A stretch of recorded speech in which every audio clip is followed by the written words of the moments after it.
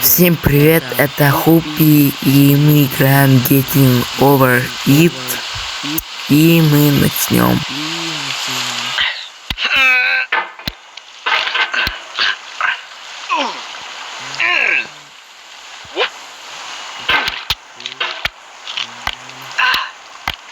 There's no feeling more intense than starting over. If you deleted your homework the day before it was due, as I have, or if you left your wallet at home and you have to go back after spending an hour in the commute. If you won some money at the casino and then put all your winnings on red but it came up black. If you got your best shirt dry cleaned before a wedding and then immediately dropped food on it. If you won an argument with a friend and then later discovered that they just returned to their original view. Starting over is harder than starting up.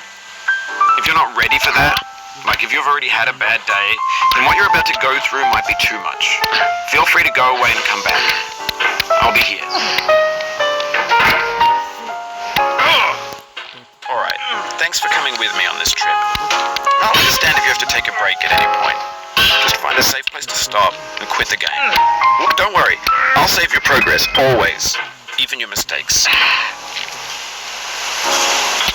This game is a homage to a free game that came out in 2002 titled Sexy Hiking. The author of that game was Jazor, a mysterious Czech designer who was known at the time as the father of B games.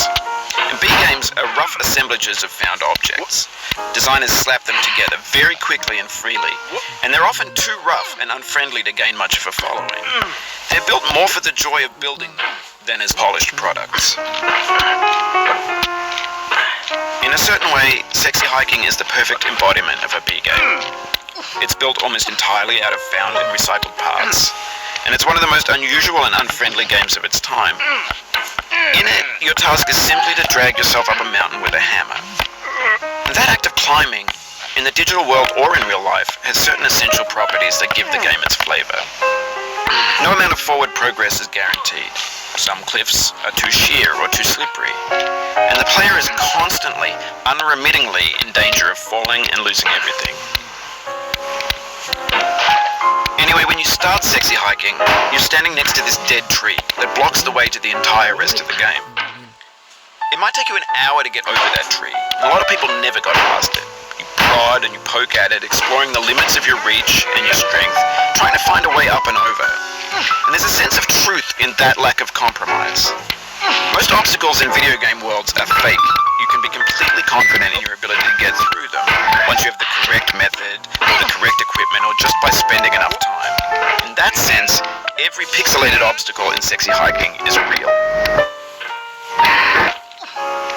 The obstacles in Sexy Hiking are unyielding, and that makes the game uniquely frustrating. But I'm not sure Jazor intended to make a frustrating game. The frustration is just essential to the act of climbing, and it's authentic to the process of building a game about climbing. A funny thing happened to me as I was building this mountain.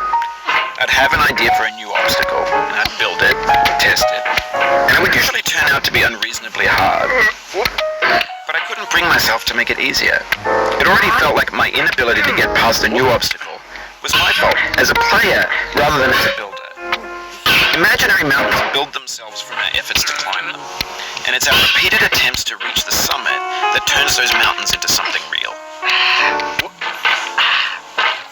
Oh, you just lost a lot of progress. That's a deep frustration, a real punch in the gut. В этом все.